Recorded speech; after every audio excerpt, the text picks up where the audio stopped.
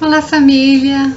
Olá, meus amigos de ideal! Estamos hoje aqui para mais um encontro. Semana passada não teve o nosso estudo. Tem momentos na vida da gente que as nossas reflexões têm que ser internas e a gente precisa cultivar o silêncio. E semana passada foi isso que eu precisei. O estudo é necessário, as nossas orações mais ainda, mas por vezes a gente precisa cultivar um momento de silêncio e de paz, a paz interior. E hoje nós vamos retomar. Eu estou gravando agora também no domingo. Estou com muita dificuldade de fazer as mensagens diárias, porque estou trabalhando muito esse último finalzinho de ano, né? Setembro, outubro, novembro, eu tenho bastante atividade para dar conta, em termos de projetos e alguns artigos. Então, nós vamos nos organizando para poder estarmos aqui juntos. Esse texto eu apresentei no último vídeo e nós discutimos apenas a passagem de Coríntios, né, segunda carta aos Coríntios, capítulo 13, versículo 5. Examinai-vos a vós mesmos e vede se estáis na fé. Provai-vos. E o texto de Emmanuel, para problematizar essa passagem bíblica, é nos diversos caminhos. Por que eu escolhi esse texto para que a gente analise, estude e mais do que isso, né, que a gente possa internalizar a ideia, trazer para a nossa vida, para a nossa experiência. Porque eu venho estudando sobre as emoções, os pensamentos, como que isso vai afetando as nossas decisões, as nossas ações. Inclusive, o nosso corpo pode adoecer ou se manter saudável. A nossa busca pelo bem-estar e os momentos de crise. Nós já falamos sobre crise. E a gente pode se perguntar, mas se a crise ela não é uma coisa ruim, ela é algo que é necessário para que se desconstrua uma situação que não nos atende mais, para que nós possamos construir uma situação que passa a permitir a nossa evolução. Então, a crise, por vezes, ela é necessária para ruir, destruir um padrão antigo que não nos permite mais evoluir. Trata-se, portanto, de uma lei, a lei da destruição. Essa crise, ela faz parte porque é dela que vai abalar as nossas estruturas, vai fazer com que sintamos a necessidade. Nós vamos falar de vontade mais adiante, mas no momento da crise existe uma necessidade, uma busca que nós vamos fazer para sair daquele estado de crise, porque nós buscamos o bem-estar. O que acontece se estamos passando por uma crise? É porque nós estamos sendo provocados à busca de uma situação diferente que vai permitir que continuemos no movimento de evolução, o movimento da vida. A vida é dinâmica, a vida ela é movimento. O que está parado está morto. Então, o que está vivo, ele está ativo, circulando, movimentando, agitando, né? As células se agitam, o sangue flui pelo nosso corpo, os órgãos estão lá se movimentando, esse é o corpo vivo. E o espírito, ele é vivo, ele sente, ele pensa, ele é ativo, ele decide, ele executa. Pensamento é ação.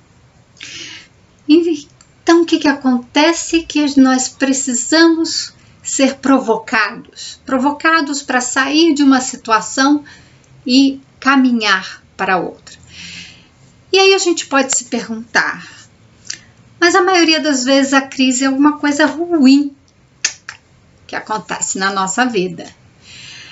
Ruim é uma interpretação, tá? Significa que nós estamos olhando a situação e entendendo, interpretando, julgando a partir da nossa experiência, dos nossos valores, até porque a gente pode fazer a comparação, que é outro processo também de julgamento, e dizer, mas eu estava tão bem ali, essa crise me tirou dali, mas eu queria ficar ali. Então, existe muitas queixas, pessoas com depressão, com ansiedade, elas se queixam bastante de que, ou então pessoas que passaram por uma perda, determinados traumas, passaram de uma situação em que elas tinham capacidade para desenvolver alguma coisa para uma situação em que a doença impede ou as condições financeiras impedem, ou seja, ela se vê privada daquilo que ela tinha antes, seja da liberdade, seja de uma capacidade física, seja... Geralmente é disso, né? De um certo conforto, de uma situação de bem-estar. Aquele momento, ele nos provoca, ele nos tira do lugar. A crise é para realmente nos tirar do lugar. Só que a gente acaba não pensando o que acontece que eu preciso sair desse lugar. Muitas vezes, essa sensação de estar num lugar confortável nos acomoda. Então, nós precisamos, por vezes, passar por um aperto, uma provocação, uma alfinetada, né, o aguilhão que se fala, para impulsionar, para nos tirar daquele lugar. Só que se a gente quer olhar para aquele lugar e tem o desejo de permanecer naquele lugar, a gente fica comparando e não olha para diante. Qual é o lugar que eu vou ocupar? Qual é o caminho que eu devo trilhar? Para onde eu estou sendo chamado a ir? Olhar para frente. Muitas vezes a gente fica preso, né, nas situações do passado, querendo que volte. É um apego àquela situação. A ansiedade vem porque tem um medo do que vem adiante. Já era uma angústia, eu não sei o que fazer.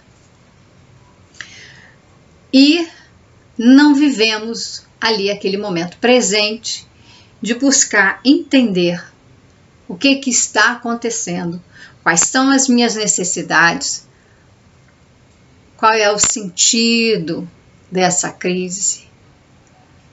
E se fazer perguntas. O que eu quero com isso? Essas coisas estão acontecendo, elas têm um sentido. Qual o sentido? O que eu devo buscar? Está difícil, preciso de ajuda.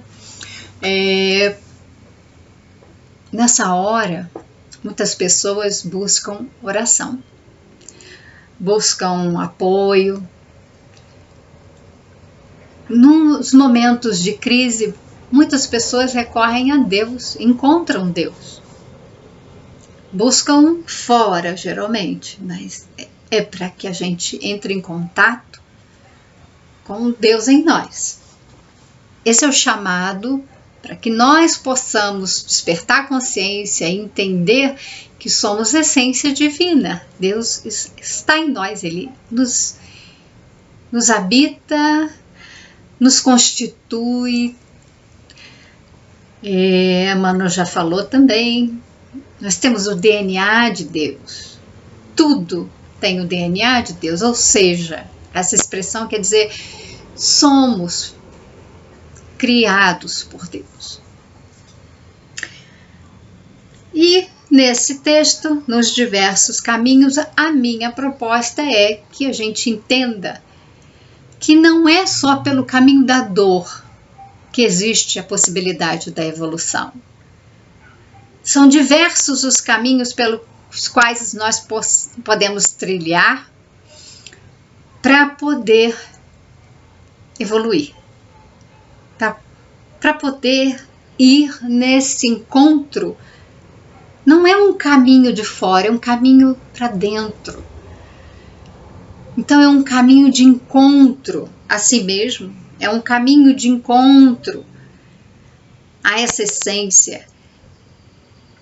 Logo, a gente não pode pensar que esse caminho tem que ser da recuperação econômica, recuperação da saúde física. É o momento de perceber esse chamado, porque é para o encontro com a realidade. Não permanecermos mais na ilusão, porque nós não somos matéria, nós estamos na matéria. Precisamos dos bens materiais, mas não é viver em função deles. Então não é viver em função de uma saúde física, é buscar o equilíbrio psíquico e biológico, social. Não por acaso a definição de saúde é falar de um bem-estar biopsicossocial. E hoje a gente acrescenta espiritual. Então é uma vivência que nós estamos precisando resgatar, de entrar em contato com quem somos e nos indagar a que viemos, porque nós não viemos para cá para ficar trabalhando, ganhando dinheiro, comprando bens materiais, comendo, bebendo, explorando as nossas sensações físicas.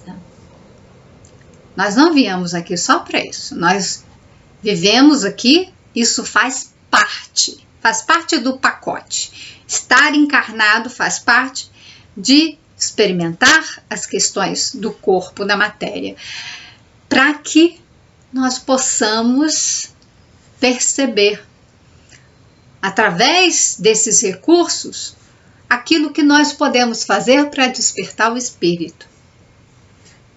Então, nos diversos caminhos, Emmanuel ele vai mostrando que algumas escolhas que nós fazemos nos colocam na periferia, ou seja, ao lado, nós não estamos ali seguindo o caminho para esse encontro consigo mesmo, esse encontro com Deus. Nós vamos na periferia, margeando os ensinamentos, a gente não quer aprofundar, não nos sentimos prontos. Por vezes, saber demais é ameaçador, porque saber que, por exemplo, eu sou uma pessoa imperfeita, sou uma pessoa vulnerável, isso pode, para algumas pessoas, ser angustiante, despertar ansiedades, porque as pessoas querem controlar tudo, por exemplo, isso é um exemplo. Então acontece que muitos vão ali à margem, não percebem. O que ele fala? Diversas atitudes caracterizam os estudantes da revelação nova. Diversas atitudes que vão caracterizar. Esses diversos caminhos, eles são trilhados a partir das nossas atitudes. Então, nós vamos escolher, nós vamos definir que atitude nós vamos ter perante a revelação, perante as mensagens de Jesus, perante a revelação espírita. A doutrina espírita traz todo um conhecimento, né, uma doutrina, né, então esse corpo de conhecimento que nos fala da existência dos espíritos, das leis divinas, do processo de evolução, encarnação, reencarnação e tantas outras informações sobre mediunidade, que é para nos iluminar, despertar nossa consciência. Nossa atitude frente às revelações de Jesus, da doutrina dos espíritos, que Jesus falava, né, e enviou o Espírito, ia nos enviar o Espírito da verdade. Então, as revelações da verdade, verdade espiritual, a primeira delas é que somos espíritos. Nós temos atitude perante essas revelações. Os que permanecem na periferia dos ensinamentos exigem novas demonstrações fenomenológicas, sem qualquer propósito de renovação interior. Então, muitos ficam na periferia desses ensinamentos. Então, o que é? Ali, só encostando, só ouvindo. Então, vamos colocar na situação de alguém que vai no centro, escuta uma palestra. A palestra é interessante, entendeu uma coisa ou outra, mas não quer estudar, não. Tá bom aquilo lá, palestra é o suficiente, vai tomar passe, vai embora e volta à vidinha de sempre. Não tem interesse em fazer a renovação interior. Aquelas mensagens são bonitas, são interessantes, mas não vem mexer na minha casa, né? Não vem mexer na minha casa interna, no meu mundo psíquico, nas minhas emoções. Eu só escuto, tomo passe e vou embora. Só um exemplo, tá? Tô falando de pessoas que estão ali na periferia, têm contato com a revelação, com informações, mas não usam para fazer a renovação interior. Aqueles que se demoram na região da letra estimam as longas discussões sem proveito real. Então, aqui são as pessoas que já começam a estudar. Eles estão ali, ó, na região da letra. Estudam o Evangelho, estudam os livros de Kardec, estuda várias obras espíritas, está ali lendo e conhecendo e sabe repetir. Só que gostam de discussões. Novamente, esses aqui já têm o conhecimento e têm a palavra. Eles discutem, eles falam, eles sabem colocar. Podem ser os palestrantes. Eles estão lá falando, mas estão fazendo aquilo que falam. Nós podemos entender que a maioria fica aqui, nesse lugar de ou está na periferia, frequenta a igreja, frequenta o centro, frequenta casas religiosas, ouve uma preleção, ficam ali satisfeitos, mas não se aprofundam. Outros vão um pouquinho adiante, vão lá, estudam, são esses os palestrantes, usam da palavra, falam, o verbo, eles propaga a mensagem, mas essa mensagem não faz a renovação interior. Quantos preferem a zona do sectarismo, lançam-se às lutas da separatividade, lamentáveis e cruéis. Aqui nós podemos lembrar das lutas religiosas que, em nome do Cristo, nós organizamos igreja, nós separamos. Então a igreja católica houve uma resistência, uma luta, um protesto e tal, a igreja protestante nasceu, mais adiante outras vão se formando, vão se separando e cada um vai defendendo um entendimento a respeito das lições do Cristo. Novamente, é uma atitude frente àquelas informações, frente à mensagem do Cristo, que ao invés de renovar os nossos corações, nós organizamos uma separatividade.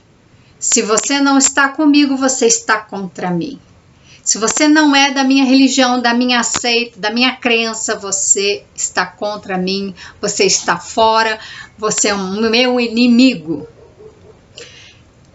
Esse é um pensamento que ainda predomina. É a falta de equilíbrio. É uma atitude perante a vida, veja que são diversas atitudes que formam os caminhos que nós vamos trilhar. Essa é uma atitude que promove a separação. Formação de grupos, de igrejas. Igrejas, na verdade, não é o prédio físico, né? É uma reunião de pessoas. A igreja são essas pessoas que se unem, que se reúnem para fazer os seus rituais, professar suas crenças. E o que acontece é que acabam formando esses grupos que se separam e brigam entre si. Todos os que se cristalizam no eu dormitam nos petitórios infindáveis a reclamarem proteção indébita, adiando a solução de seus problemas espirituais. Veja que Emmanuel colocou: se cristalizam, os que se cristalizam no eu. Cristalizar no eu é estar voltado para o ego, é uma postura egocêntrica, tá? O eu, a sua personalidade é o centro. Então, uma pessoa que se coloca nesse lugar e faz o quê? Petitórios. Então, a relação que tem com a revelação espiritual, a revelação de Jesus, a revelação da doutrina espírita, a revelação dos espíritos, no sentido de fazer o petitório, o pedido. Então, quer que Deus se mantenha, ele é visto, Deus é visto, é compreendido como o Pai que tem que atender todos os meus pedidos. Então, a relação que eu faço é de usar, de tentar, reclamar, então pedir essa proteção que é indevida e adia a solução dos seus problemas espirituais, porque quer que o outro resolva. Jesus vai resolver, Jesus é meu Salvador, Deus vai resolver, espíritos vão resolver. A gente começa a pedir para todo mundo resolver e fazer por mim aquilo que me compete. Então, o meu eu está no centro e deve ser atendido por essas entidades. A relação que eu tenho com ela, com essas entidades, a relação que eu tenho com Deus, a relação que eu tenho com a mensagem espiritual é de que eles têm que me servir, eles têm que me proteger, eles têm que atender os meus pedidos. Os que se retardam nos desvarios passionais rogam alimento para as emoções, mantendo-se distantes do legítimo entendimento. Então, retardam.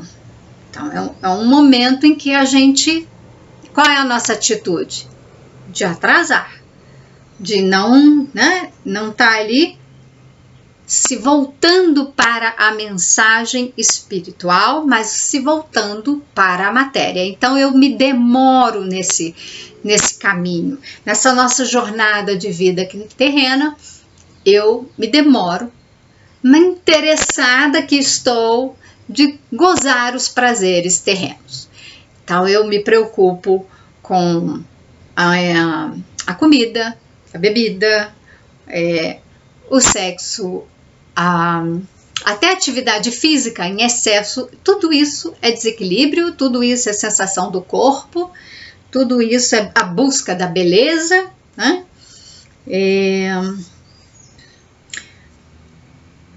E isso é alimento, veja que ele fala, para as emoções.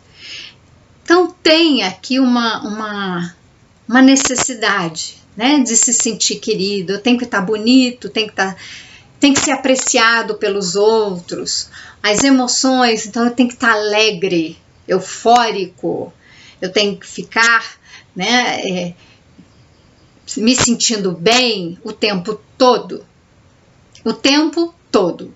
Então, uma busca, a gente tem estudado muito isso por conta dos efeitos da dopamina no cérebro. E a dopamina, a gente busca, a gente tem a recompensa. Dopamina é um hormônio da recompensa. Então, se eu faço alguma coisa e eu me sinto bem, puxa, eu fiz um negócio, ai, eu gostei tanto de fazer, me senti tão bem, aí eu quero fazer mais, para sentir aquela alegria. Eu quero fazer mais para sentir aquela... Então, nós vamos buscar nos jogos eletrônicos, a rede social faz isso, pessoas que ficam na internet ali, na rede social, passando horas, fica vendo vídeo, fica vendo filme.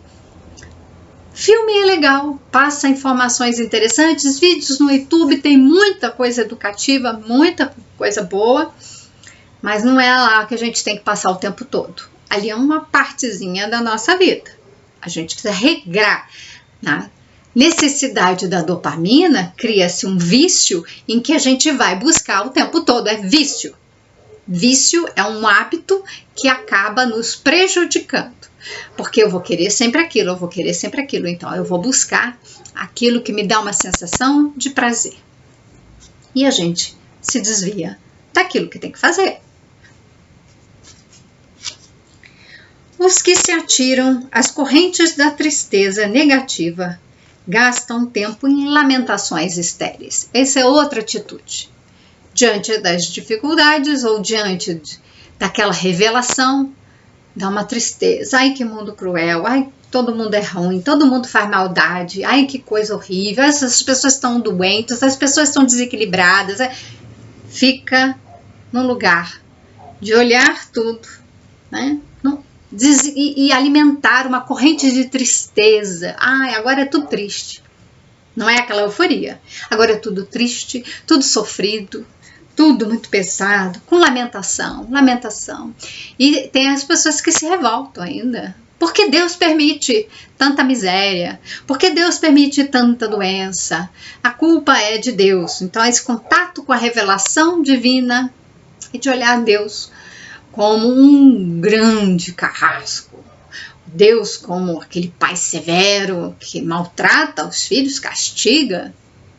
Isso é uma forma de olhar, de entender e de ter atitude frente às revelações divinas. Aqueles que se consagram ao culto da dúvida perdem a oportunidade da edificação divina em si mesmos. A dúvida, será que tem? Será que não tem? Convertendo-se em críticos gratuitos, ferindo companheiros e estraçalhando reputações. A crítica faz isso. Quando a gente começa a apontar o dedo para os outros e tá errado, e tá feio, né? Mentiu, traiu, aponta o dedo para que as pessoas, vocês fizeram tudo errado. E o culto da dúvida, né? Será mesmo? Aquela pessoa lá, será que ela está falando a verdade? Será que isso que os espíritos falaram, eu posso acreditar? Não, mas olha lá, aquele médium fez aquele negócio, não tá bom.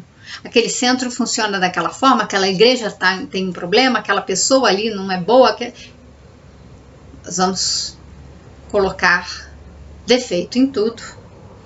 E com isso, vou perder a oportunidade de nos edificarmos. A edificação é de cada um.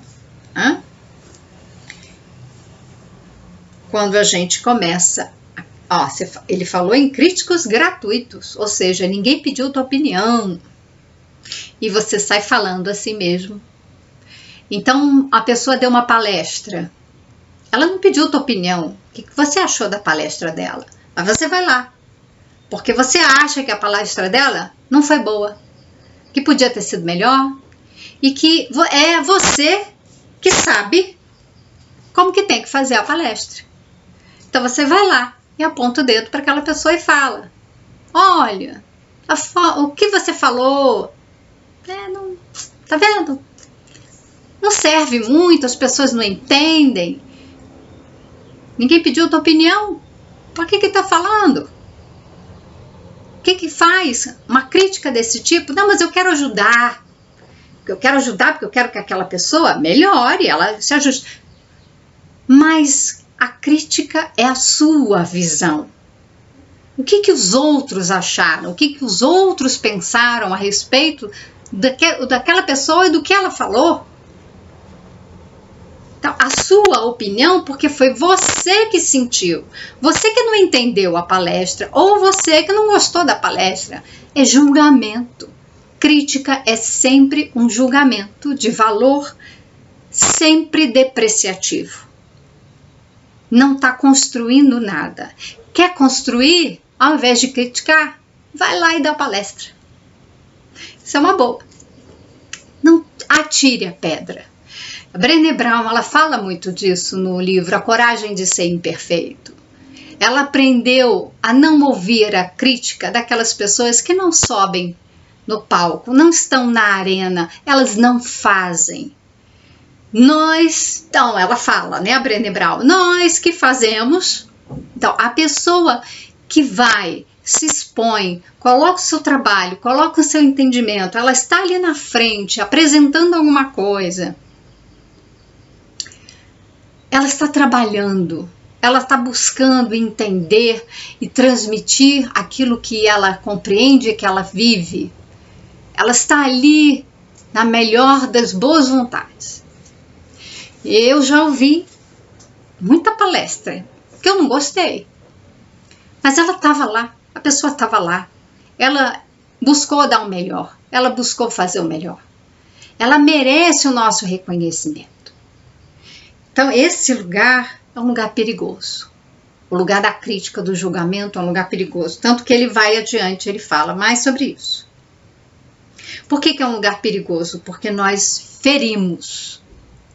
Até então, se nos diz respeito, tudo bem. Mas quando nós ferimos o outro, tiramos a esperança do outro, porque uma crítica que eu faça ao trabalho de alguém que possa estar inseguro, essa pessoa pode nunca mais subir na arena, no palco, para fazer o trabalho dela. Não, tá vendo? Eu não faço nada direito. A pessoa lá veio falar comigo, me criticou, eu já estava inseguro. Não foi estimulado. A crítica, ela desestimula. Ela tira a esperança. Então, ela fere. É sempre uma comunicação. Dentro do estudo da comunicação não violenta, a crítica, ela está nessa comunicação considerada violenta ou comunicação alienante da vida. Tem esse livro aqui também do Marshall, que é o estudioso da comunicação não violenta. Eu estou terminando, porque esse livro aqui é um livro de práticas, e ele fala dessa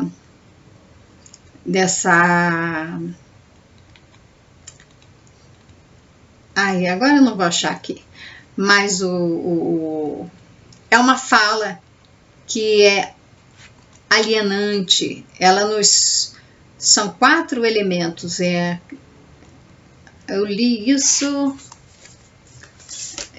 num outro livro, mas depois eu trago aqui, porque a gente vai ainda conversar bastante sobre isso. Mas quantos se prendem à curiosidade crônica, borboleteiam aqui e ali, longe do trabalho sério e necessário. Então, outra atitude. A pessoa não vai se dedicar ao trabalho sério, ao trabalho necessário para a sua evolução e para o bem de todos. Ela fica ali, ela está mais curiosa, ela vai circulando e não se aprofunda, não trabalha, não tem uma atitude perante as mensagens do Cristo, a mensagem dos Espíritos, de edificar o reino divino dentro de si mesma e de edificar esse reino no mundo. Aqueles que se regozijam na presunção passam o dia zurzindo próximo, quais se fossem inquisidores permanentes do mundo. Então aqui as pessoas que provocam, agridem, né? Elas se acham superiores. Nesse momento aqui também que cabe aquela pessoa que faz a crítica. Ela se coloca num lugar superior como se ela soubesse. E aí ela acaba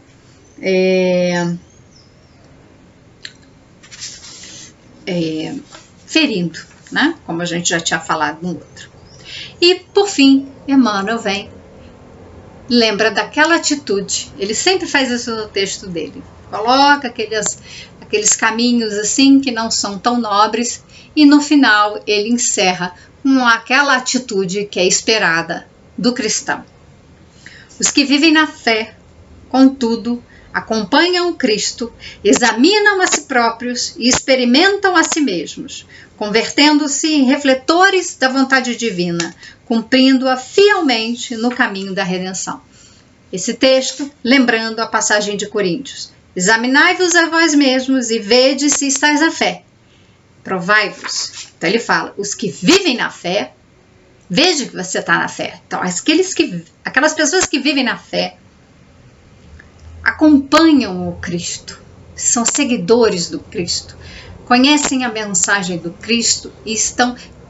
Quem são os seguidores do Cristo? São aqueles que fazem, isso é atitude, fazem aquilo que o Cristo ensinou.